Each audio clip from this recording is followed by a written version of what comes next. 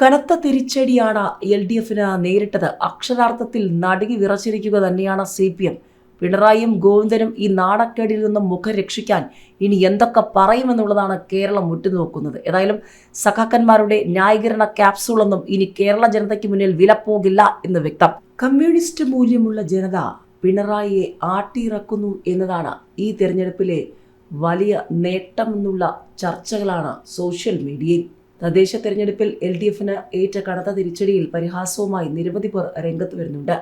മാത്രവുമല്ല, വിജയം സൂക്ഷ്മതയോടെ കൈകാര്യം ചെയ്ത് മുന്നേറാൻ UDFനും NDAയ്ക്കുമൊക്കെ കഴിയട്ടെ എന്ന ആശംസകളും വരുന്നുണ്ട്. തദ്ദേശ തിരഞ്ഞെടുപ്പിൽ വൻ മുന്നേറ്റമാണ് UDF നടത്തിയത്. കോർപ്പറേഷൻ, മുനിസിപ്പാലിറ്റി, ബ്ലോക്ക്, ഗ്രാമപഞ്ചായത്തുകളിൽ UDF വലിയ ആധിപത്യം നേടി. കോർപ്പറേഷനുകളിൽ കൊല്ലം, കൊച്ചി, തൃശൂർ, കണ്ണൂർ എന്നിവിടങ്ങളിൽ UDF ഭരണം ഉറപ്പിച്ചു. കോഴിക്കോട് മാത്രമാണ് LDFന് ആശ്വാസമായത്. എന്നാൽ ഇവിടെ വലിയ തോതിൽ സീറ്റുകൾ നഷ്ടമായിട്ടുണ്ട്. തിരുവനന്തപുരത്ത് NDA ഭരണം ഉറപ്പിച്ചു. കോർപ്പറേഷനുകളിൽ LDF കടപുഴകുന്ന കാഴ്ചയാണ് കേരളം കണ്ടത്. ഉമ്മൻചാണ്ടി സർക്കാർ അധികാരത്തിൽ വരുന്നതിന് തൊട്ടു മുൻപ് 2010 നടന്ന തദ്ദേശ തിരഞ്ഞെടുപ്പിലുണ്ടായ UDF തരംഗത്തെ മറികടക്കുന്നതാണ് ഇപ്പോഴത്തെ തിരഞ്ഞെടുപ്പ് ഫലം. കുറഞ്ഞപക്ഷം കോർപ്പറേഷനുകളുടെ കാര്യത്തിലെങ്കിലും അന്ന് 3 കോർപ്പറേഷനുകളിൽ ഭരണം പിടിക്കാൻ LDFന് കഴിഞ്ഞു.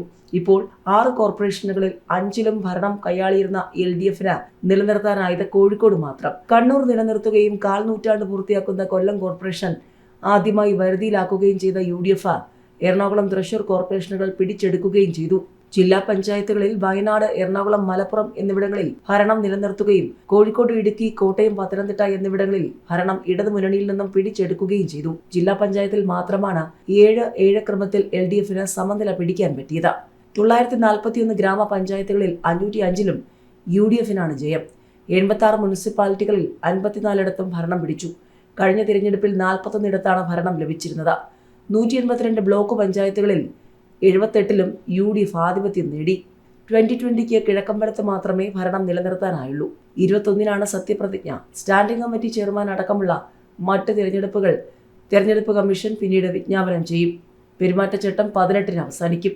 ജനസമ്പർക്കം നടത്തിയും ക്ഷേമ പെൻഷൻ വർദ്ധിപ്പിച്ചും സ്ത്രീ സുരക്ഷാ പെൻഷൻ പ്രഖ്യാപിച്ചുമൊക്കെ കളം പിടിക്കാമെന്ന് കണക്ക് കൂട്ടിയ LDFന്റെ തന്ത്രം പാളി. വടക്കൻ കേരളത്തിൽ ന്യൂനപക്ഷ വോട്ടുകളും തെക്കൻ കേരളത്തിൽ ആഗോള അയ്യപ്പ സംഗമം വഴി ഭൂരിപക്ഷ സമുദായ വോട്ടുകളും കിട്ടുമെന്ന് പ്രതീക്ഷിച്ചു. രാഹുൽ മാങ്കൂട്ടത്തിൽ വിഷയം കാഠിന്യത്തോടെ അവതരിപ്പിച്ചു. പക്ഷേ ആ തന്ത്രവും പാളി. UDFന്റെ വിജയതന്ത്രങ്ങൾ ഇവയായിരുന്നു. ഭരണവിരുദ്ധ വികാരം മുഖ്യ പ്രചാരണായുധമാക്കി. ശബരിമല സ്വർണ്ണക്കൊള്ളയും കുറ്റക്കാരെ CPM പുറത്താക്കാത്തതും പരക്കെ ചർച്ചയാക്കി. ആരാധനാലയങ്ങളോടുള്ള ഇടത് സർക്കാരിന്റെ സമീപനമെന്ന നിലയിൽ മറ്റ് സമുദായങ്ങളെയും വിഷയം സ്വാധീനിച്ചു. മതേതര സമീപനം ആവർത്തിച്ച് ജനകീയ വിഷയങ്ങളിൽ ശ്രദ്ധ കേന്ദ്രീകരിച്ചു. കൃത്യമായ ഗൃഹപാഠമുണ്ടായിരുന്നു. തിരുവനന്തപുരം കോർപ്പറേഷനിലെ 10 സീറ്റുകൾ 19 ഉയർത്തിയത് ഉദാഹരണം മാത്രം. BJP വലവീശിയത് വികസനം മാത്രം പറഞ്ഞ്. ഹൈന്ദവ ലേബൽ വോട്ടർമാരിൽ ഉണ്ടാവരുതെന്ന് മുൻകൂട്ടി നിശ്ചയിക്കുകയും അതുപ്രകാരം വികസനം മാത്രം ഉയർത്തിക്കാട്ടി വോട്ട് തേടുകയും ചെയ്തു. ശബരിമല തെരഞ്ഞെടുപ്പ് വിഷയമല്ലെന്ന് പരസ്യ നിലപാട് സ്വീകരിച്ചതും ഇതിന്റെ ഭാഗം. കേന്ദ്രം സഹായിക്കാൻ നിന്നിട്ടും അത് നേടിയെടുക്കാൻ സംസ്ഥാനത്തിന് സാധിക്കുന്നില്ലെന്ന് സ്ഥാപിച്ചെടുക്കാൻ അവർക്കായി. അധികാരം കിട്ടിയാൽ നടപ്പാക്കാൻ ഉദ്ദേശിക്കുന്ന വികസന പ്രവർത്തനങ്ങൾ ആകർഷകമായി മുന്നോട്ട് വെച്ചു. കേരള ജനസമൂഹത്തോടെ പറയാനുള്ളത് എന്താന്ന് ചോദിച്ചാൽ, ഇവിടെ ഭാരതീയ ജനതാ പാർട്ടി എന്ന് പറയുന്നത് കേരളത്തിന്റെ ഒരു രാഷ്ട്രീയം വെച്ച് LDF UDF 2 മുന്നണിയല്ലാതെ മറ്റൊന്നും ചിന്തിക്കാൻ ജനമില്ലാത്ത സാഹചര്യം ഉണ്ടാക്കി വെച്ചിരിക്കുകയായിരുന്നു. അതിനൊരു മാറ്റം വരുത്താൻ കഴിഞ്ഞു എന്നുള്ളതാണ് പ്രധാനപ്പെട്ട കാര്യം. അത് കേരള വ്യാപകമായി മൊത്തം നോക്കാം. തിരുവനന്തപുരം കോർപ്പറേഷൻ കിട്ടി. അങ്ങനെ എല്ലാ മേഖലയിലും BJPയുടെ പ്രവർത്തനം കടന്നു ചെന്നിരിക്കുന്നു എന്നാണ് പ്രധാനപ്പെട്ട കാര്യം. ഇവിടെ ഇപ്പോ പൂഞ്ഞാർ തെക്കക്കര 15-ൽ 8 സീറ്റ് കിട്ടി ഒറ്റയ്ക്ക് ഭരിക്കുക. അവിടെ തെരനാടുണ്ട്, അവിടെ 5 സീറ്റ് കിട്ടി. 14-ൽ 5 കിട്ടിയിട്ടുണ്ട്. അങ്ങനെ തീക്കോയി കിട്ടിയിട്ടുണ്ട്, തലനാട് കിട്ടിയിട്ടുണ്ട്. ഇവിടെ എല്ലാം അക്കൗണ്ട് തുറന്നു BJP. മറ്റേ BJP ഇല്ലാത്തതല്ലേ, എല്ലായിടത്തും അക്കൗണ്ട് തുറന്നിരിക്കുന്നു. വളരെ ശക്തമായി തന്നെ പോകാൻ കഴിയുന്നുണ്ട്. ഒരു സംശയം ഇവിടെ നല്ല വിജയത്തിലേക്ക് പോവുകയാണ്. ഈ വരാൻ പോകുന്ന നിയമസഭാ തെരഞ്ഞെടുപ്പിൽ വലിയൊരു ഷോക്ക് ട്രീറ്റ്മെന്റ് ആണ് LDFന് ഇപ്പോഴേ കിട്ടിയിരിക്കുന്നുള്ളതാണ്. അതായത് LDFന് മാത്രം UDFനും കിട്ടിയിട്ടുണ്ട്. നമ്മൾ LDF എന്ന് പറയുമ്പോൾ അതിനകത്ത് വസ്തുതയിൽ നിന്ന് അകന്നു പോകും. UDFന് പറയുന്ന ആഘോഷിക്കാനുള്ളൊന്നുമില്ല. കാര്യം ഇപ്പം 3-4 കോർപ്പറേഷനോ മുനിസിപ്പാലിറ്റിയോ എല്ലാം കിട്ടിയെന്നിട്ട് വല്ല കാര്യമുണ്ടോ? ഇവിടെ ഞാൻ പറഞ്ഞ കാരണം ഇവിടെ ബ്ലോക്ക് പഞ്ചായത്ത് നമ്മൾ ജയിച്ചുകയറാണ്. മനസ്സിലായില്ലേ? ഞാൻ പറഞ്ഞത് ഈ നിലയിലേക്ക് ജനങ്ങളിൽ മാറ്റം കണ്ടു തുടങ്ങിയിരിക്കുന്നു. മാറണം, അത് മാറ്റണം. അത് മാറാനുള്ള ആ മാറ്റം കണ്ടു തുടങ്ങിയിരിക്കുന്നു എന്നതാണ് BJP സംബന്ധിച്ചും കേരളത്തിന്റെ അഭിമാനമായ കാര്യം.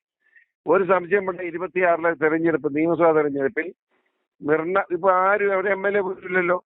നിർണായകമായ ശക്തിയായി MLA-മാരുടെ എണ്ണത്തോടുകൂടി നിയമസഭയിലേക്ക് ഭാരതീയ ജനതാ പാർട്ടി BJP കടന്നു വരും, താമരത കടന്നു വരും. ഒരു സംശയം വേണ്ട. കാണാനുള്ള അവസരം ഉണ്ടാവും. ഒറ്റ കാര്യം കൂടി, 45 ദിവസത്തിനുള്ളിൽ പ്രധാനമന്ത്രി തലസ്ഥാനത്ത് വന്ന് തിരുവനന്തപുരം പിടിച്ചു കഴിഞ്ഞാൽ വൻ വികസന പ്രഖ്യാപനം എന്നാണ് പറഞ്ഞിരുന്നത്. കാത്തിരുന്ന് നമ്മൾ എന്താണ് കാണാൻ പോകുന്നത്? കാത്തിരുന്ന് ആ പ്രഖ്യാപനം കാണാൻ വേണ്ടി നോക്കിയിരിക്കുക, കണ്ണിൽ എണ്ണ ഒഴിച്ച് കാത്തിരിക്കുക. പ്രധാനമന്ത്രി നരേന്ദ്രമോദിജി തന്നെ തിരുവനന്തപുരത്ത് വന്ന പ്രഖ്യാപനം നടത്തും. ഒരു സംശയം വേണ്ട.